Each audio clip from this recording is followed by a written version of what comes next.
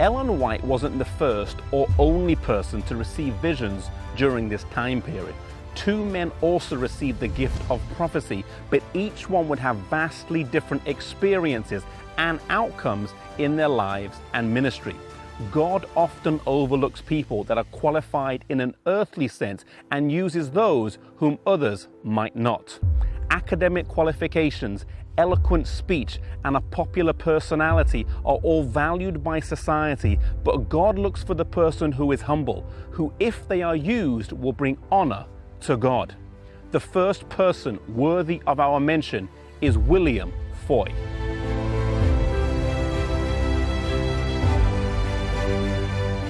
William Foy, an African American, was known as an exceptional speaker and was in his early 20s in 1842 when he received several dramatic visions. The first was on January the 18th, and it lasted for 2.5 hours and happened in a church in Southwark Street here in Boston. A physician was present and could detect no sign of life except around his heart.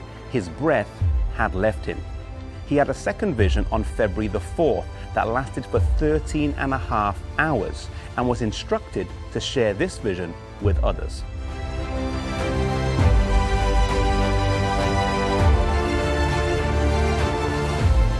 William Foy was hesitant to go public due to the large amount of prejudice he would receive as an African American during this period of America's history. Yet when he received an invitation to speak in a church and share his vision, he agreed. The church gladly heard his message, and he soon got invitations over the next 3 months to speak in churches of all different denominations. William Foy served faithfully as a prophet in the pre-Great Disappointment period. He never said that his gift would extend for a long time or that he would receive more visions. The evidence seems to suggest that he'd received a specific message for a specific time and that he faithfully fulfilled this task.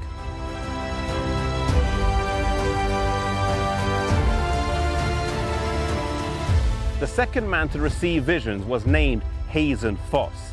In January of 1845, he met Ellen White and told her his story. Shortly after she received her first vision, he received the exact same vision and was instructed to tell others about it, yet he didn't. Still upset after the Great Disappointment of 1844 and possibly not wanting to open himself to ridicule, he refused. The Lord came to him and told him that he would have another opportunity, yet if he still refused, the gift would be given to somebody else. Even with such a warning, he manifested a recalcitrant and rebellious attitude and did not share, and a strange feeling came over him, and he heard a voice say, "You have grieved away the Spirit of God."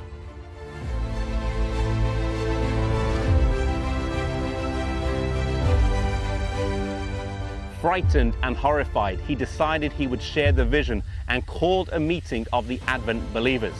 He explained to those present what had happened, but when it came time to share the vision, he couldn't remember any of it, not even a single word. Those present later described it as a most horrible and sobering scene. As he spoke to Ellen White, he implored her to be faithful to the gift that God had given her and lamented himself as a lost man.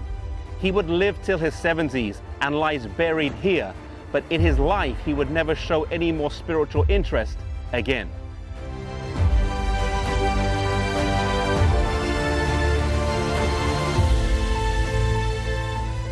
Here in East Sullivan in northern Maine, we have the grave of William Foy. And so we have the story of two men, one obedient to the call of God and one resistant to the call of God. The best time to follow God, the best time to follow His plan for our lives is always the earliest time. It is never good to delay, to debate, or to barter with God. If God is calling you to ministry, harden not your heart. Follow the Lord and share the message wherever He leads.